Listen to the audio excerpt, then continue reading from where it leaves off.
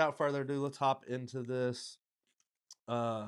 Just like the other bento boxes that we've unboxed, this one again has your OSP dice baits.